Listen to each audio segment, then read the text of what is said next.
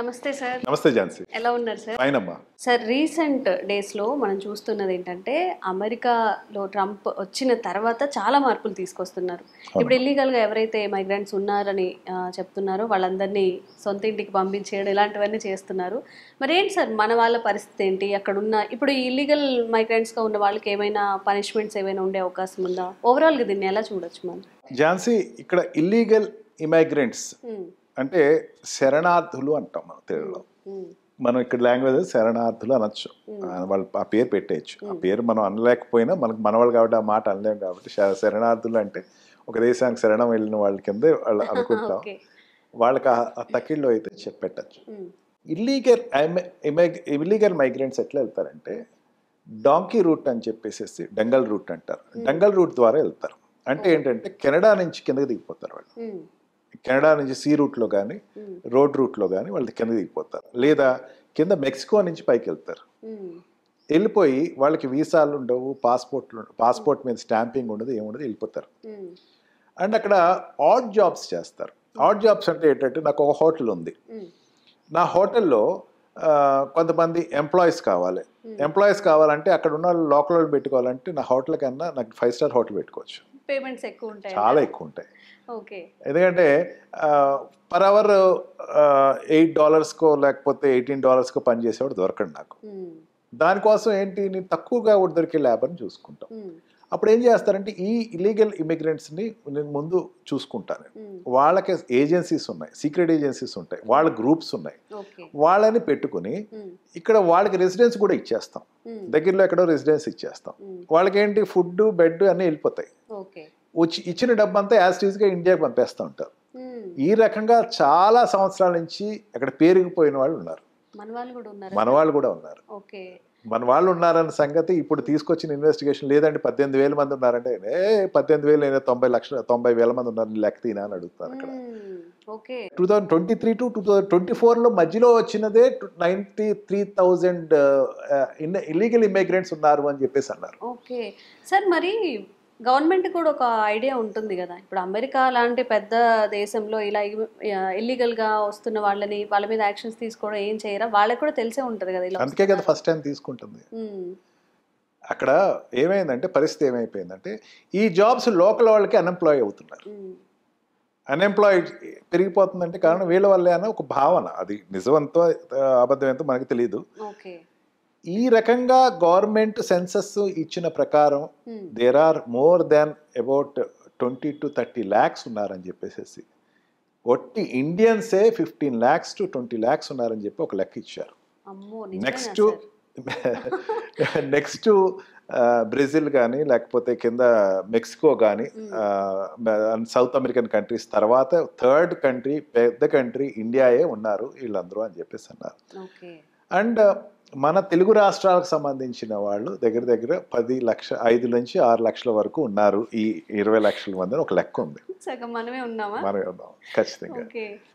ఈ దీంతో వీళ్ళు అక్కడ no nation will accept. First Jhansi మన మైండ్లో పెట్టుకుందాం, ఏ కంట్రీ ఇక్కడ ఒప్పుకోదు, మనం ఒప్పుకోం కదా. ఒప్పుకోలేనప్పుడు ఏంటంటే ఈ మన ఎక్స్టర్నల్ అఫైర్స్ మినిస్టర్ చాలా క్లియర్గా చెప్పాడు, నేను ఏ దేశస్తుల్ని నా కంట్రీ నుంచి ఇల్లీగల్గా వెళ్ళమని నేను ప్రోత్సహించలేదు. ఫస్ట్ నేను క్లియర్ అయిపోయాను. వాళ్ళు పంపిస్తున్నారంటే నేను ఏమనగలనంటే జాగ్రత్తగా పంపించనగలను, కానీ అంతకన్నా మించి నేనేం చేయలేను. జైలు నిండిపోయి ఉంటారు ఝాన్సీ. వీళ్ళు వస్తున్నారంటే ఇప్పుడు వచ్చిన వాళ్ళు అనుకోకండి, don't take it is granted. ఇవాళ పట్టుకున్నారు రేపు మొన్నటి తీసుకొస్తున్నారు అనుకోకండి. చాలా మంది తెలియని విషయం ఏంటంటే జైల్లో మగ్గి ఇక్కడ వచ్చేవాళ్ళు ఉంటారు. లీగల్ ఇమిగ్రెంట్స్ దొరికి జైల్లో పెట్టేస్తారు. వాళ్ళకి ఎటువంటి డాక్యుమెంటేషన్ ఉండదు. వాళ్ళ తర్వాత చెప్తారు ఇండియాకి సంబంధించిన వాళ్ళు మెల్లిగా తీసుకొస్తారు. మొన్న హోమ్ల్యాండ్ సెక్యూరిటీ వెళ్ళి అంటే పోలీసులు వెళ్ళి వెరిఫై చేయడం జరిగింది గురుద్వారా. ఎక్కడ దొరికారన్నది ఈ విషయం చెప్పలేదు కానీ బట్ దే హ్యావ్ కాట్.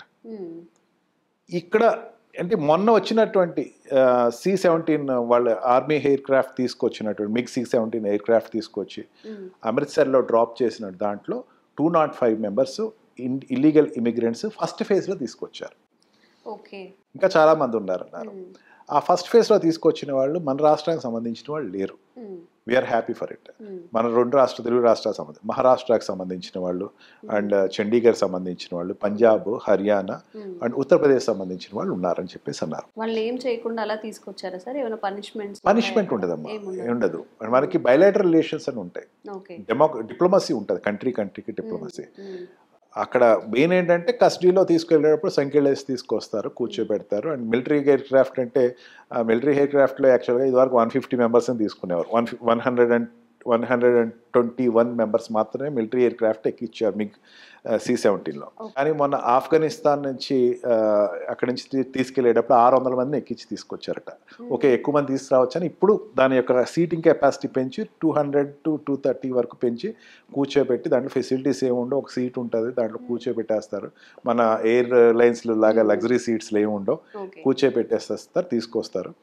వాళ్ళు చెప్తుంది ఏంటంటే మొన్న మెక్సికోకు తీసుకెళ్ళిన వాళ్ళు అండ్ అక్కడ సౌత్ అమెరికన్ కంట్రీస్కి డిపోర్ట్ చేసిన వాళ్ళు ఏమన్నారంటే మాకు సరైన మంచినీళ్ళు ఇవ్వలేదు, తాగడానికి మంచినీళ్ళు కూడా ఇవ్వలేదు అని చెప్పేసి ఏదో అన్నారు. But we don't know about the truth of it.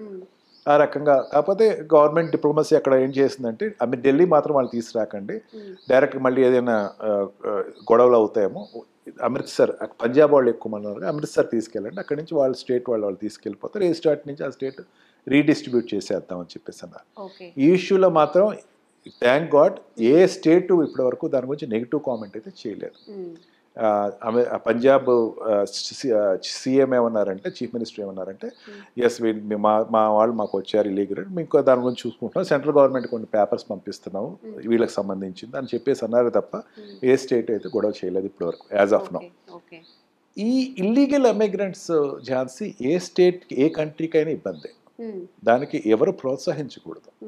మన వాళ్ళు ఉన్నారనేసరికి మనం కొంచెం ఇల్లీగల్గా అక్కడ ఉన్నారు అనేసరికి కొంచెం ఒక బాధ, ఒక రకమైనటువంటి ఆవేదన వస్తుంది తప్ప ఎక్కువ మనం దీని గురించి ప్యానిక్ అయిపోయి ఎస్ వీళ్ళు ఎవరు ఉన్నారు, వీళ్ళు తప్పు చేస్తుంది, అమెరికా తప్పు చేస్తుంది, వాళ్ళని ఏంటి ఎట్లా పంపించేయటం, సంఖ్యలు వేసి పంపించడం ఏంటి, ఇటువంటిది మనం కాస్త సైలెంట్గా ఉంటే అమెరికాతోటి మరి ఇండియన్ రిలేషన్స్ అనేకమైన ఇండియన్ కామర్స్ రిలేషన్షిప్ కానీ డిప్లొమాటిక్ రిలేషన్షిప్ కానీ చాలా పెద్దగా ఉన్నది. యాజ్ ఆఫ్ నౌ ఇండియాకి ఇచ్చేటువంటి ఇంపార్టెన్స్కి మిగతా అన్ని కంట్రీస్ కూడా కాస్త షాక్ అవుతున్నాయి. బ్రిక్ నేషన్స్ ఉన్నాయమ్మా, బ్రిక్ నేషన్స్లో one of the India is one of the part of it. BRIC నేషన్స్లో డాలర్ కన్నా ప్యారలల్ కరెన్సీ తీసుకురావాలని నిర్ణయం తీసుకుంది. డాలర్కి ప్యారలల్ కరెన్సీ వస్తే ఆ కంట్రీస్ అన్నిటి మీద రిస్ట్రిక్షన్స్ వేస్తానని చెప్పి స్టార్ట్ చేసేసింది అని చెప్పి ఏం ఆగల. చైనా మీద ట్యాక్సెస్ 10% పెంచేసింది. ఇప్పటి వరకు ఇండియా మీద టచ్ చేయలేదు. అంటే ఇండియా అంటే అమెరికాకి కన్సర్న్ ఉంది. మెయిన్గా ట్రంప్కి ఇప్పుడున్నటువంటి ప్రధానమంత్రి మీద ఒక రకమైనటువంటి ఫ్రెండ్లీ రిలేషన్షిప్ ఉంది. కానీ ఇటువంటి టెక్నికల్ ఇష్యూస్ మాత్రం ఇమీడియట్గా ఫోన్ చేసుకుని మాట్లాడుకున్నారమ్మా. దాంట్లో ఎటువంటి డిఫరెన్స్ లేదు ఝాన్సీ. వాళ్ళు Indian even external affairs ministry చెప్పినటువంటి ఇన్ఫర్మేషన్ ప్రకారం కూడా ఎస్ ఇల్లీగల్ ఇమిగ్రెంట్స్ అంటే నేను అవసరమైతే ఫ్లైట్ ప్రొవైడ్ చేస్తాను, మీరు వెనక్కి వచ్చేసేసేయండి, మీరు దొరికితే కనుక బాగోదు, ఆ కంట్రీ పంపిస్తే కొంచెం మాకే బాధగా ఉంటుందని మాత్రం చెప్పింది తప్ప బట్ ఈ ఇష్యూ మీద ఇంటర్నేషనల్గా ఏదో గొడవ పెట్టేటువంటి అంశం అయితే కాదు.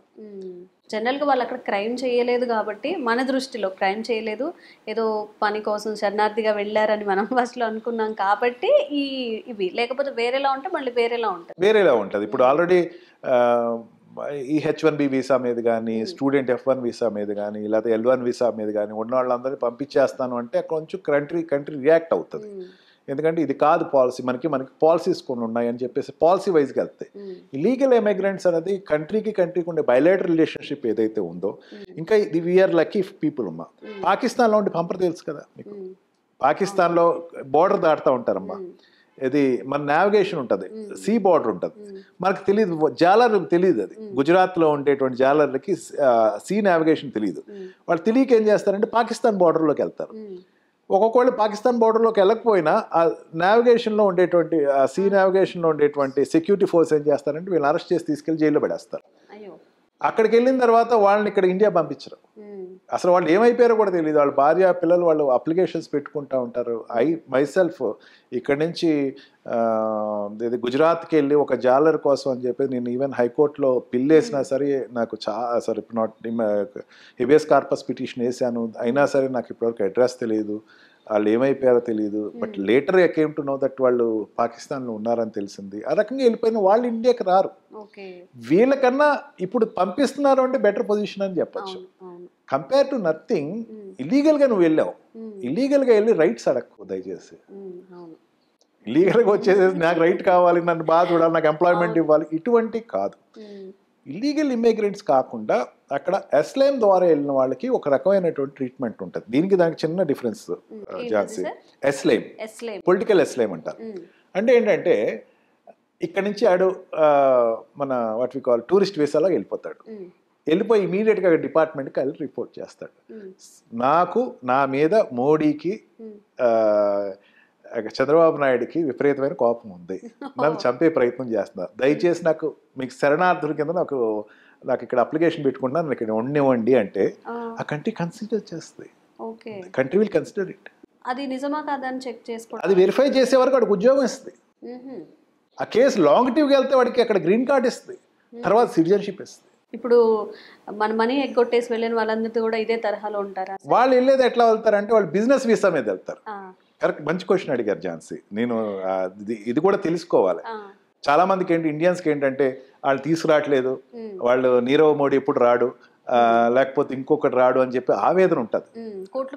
కోట్లు తినేసి వెళ్ళిపోయారు అని చెప్పేసి అక్కడికి వెళ్ళిపోయి ఏం చేస్తారంటే బిజినెస్ వీసాని అప్లై చేసుకుని కన్వర్ట్ చేసుకుని బిజినెస్ వీసాల వాళ్ళు ఏం చేస్తారంటే అక్కడ ఒక పెట్టుబడి పెట్టి ఒక ఇండస్ట్రీ ఏర్పాటు చేస్తారు.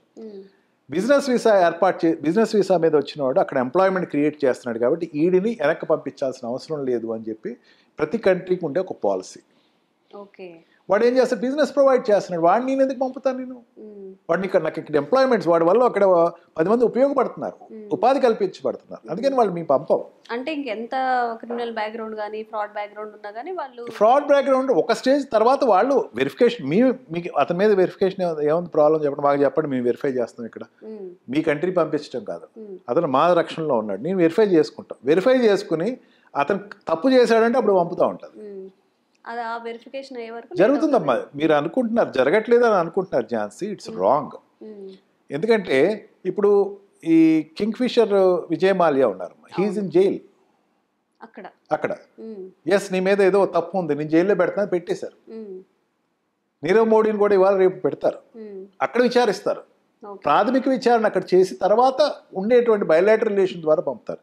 వి can't ask as a right అమ్మ ఝాన్సీ. ఒక కంట్రీకి వెళ్ళిపోయిన తర్వాత నాకు పంపించేసే పక్క ఊరు ఇక్కడ నుంచి హైదరాబాద్ నుంచి ఏదో విజయవాడ వెళ్ళిపోయిన వాళ్ళు తీసుకొచ్చేసి పోలీసులు అరెస్ట్ చేసి తీసుకొచ్చేసినట్టు కాదు.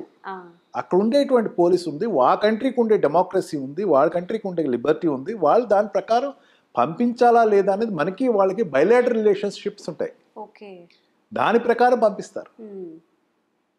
అంతేగాని మీ ఇష్టం ఎందుకు అంతవరకు ఎందుకు బంగ్లాదేశ్ నుంచి ఒక ప్రైమ్ మినిస్టర్ వచ్చి ఇక్కడ ఆశ్రయం పొందింది, వాళ్ళు అడుగుతున్నారు మాకు అమ్మాయిని పంపించేసేయండి. మన దాంట్లో అక్కడ టిబెట్ నుంచి ఒక మత గురువుని తీసుకొచ్చి ఇక్కడ ఇప్పటికీ దగ్గర 30 years నుంచి ఇక్కడే ఉంటున్నాడు ఆయన, చైనా మోస్ట్ వాంటెడ్ పర్సన్. ఇది కంట్రీకి ఉండేటువంటి పాలసీ అమ్మ, దాన్ని ఎప్పుడు తప్పట్టం లేదు. మనకు అన్యాయం జరిగింది, మన దగ్గర నుంచి మీరు చెప్పినట్టు కొన్ని వేల కోట్లు తీసుకెళ్ళి అక్కడికి వెళ్ళిపోయాడు, బట్ దానికి ఒక ప్రాసెస్ ఉంది, ఆ ప్రాసెస్ ప్రకారమే తెచ్చుకోవాలి తప్ప వెళ్ళి అక్కడికి వెళ్ళిపోయి ముసుకేసేసేసి కట్టేసేసి ఫ్లైట్ ఎక్కిచ్చేసేసి ఏదో సినిమాలో తీసుకొచ్చేసినట్టు కాదు, ఆ పరిస్థితి అయితే లేదు. బయలాటరల్ రిలేషన్షిప్ ఉంటాయి, కంట్రీకి ఉండేటువంటి ఒప్పందాలు ఉంటాయి, ఆ ఒప్పందాల ప్రకారం వాళ్ళు తీసుకురావాలి తప్ప ఈజీగా అయితే కాదు. ఇక్కడ ఇన్వెస్టిగేషన్ ఫెయిల్ అయిపోయి వాడు వెళ్ళిపోయే వరకు వెళ్ళిపోయేటప్పుడు ఎవడు దొంగలా వెళ్ళడమ్మా. ఇక్కడ నుంచి వెళ్ళాలి అంటే only 3 routes, 1 is ship, 1 is road, 1 is air. షిప్లోంచి వెళ్ళటం ఇంపాసిబుల్, రోడ్ మీద నుంచి వెళ్ళటానికి మన బార్డర్స్ అన్నీ కూడా పాకిస్తాన్ చాలా వరకు బార్డర్ ఉంది, ఇటు పక్కనేమో చైనా బార్డర్ ఉంది, ఇటు పక్కనేమో బంగ్లాదేశ్, ఇటు పక్కన వీటి నుంచి కూడా వెళ్ళటం కష్టం. ఎయిర్ నుంచి వెళ్తారమ్మా జనరల్గా వెళ్ళేవారు. ఎయిర్ నుంచి వెళ్ళేవాళ్ళు చాలా జాగ్రత్తగా వెరిఫై చేసుకుని ఆ పాస్పోర్ట్ వీసా చేసి బ్లాక్ చేస్తే వాడు వెళ్ళడం. కానీ అక్కడెక్కడో లోపాలు జరిగి వాడు వెళ్ళిపోవటానికి ఎక్కడో దారి దొరికి వెళ్ళిపోయిన తర్వాత వెళ్ళిపోయాడు అనుకుంటాం కాదు. అందుకే నేనంటాం కదమ్మా, ఆ కంట్రీ అంటది ఆ మాట. ఆడు వచ్చేటప్పుడు మీరేం చేస్తారు, లాజికల్ గానే ఉంది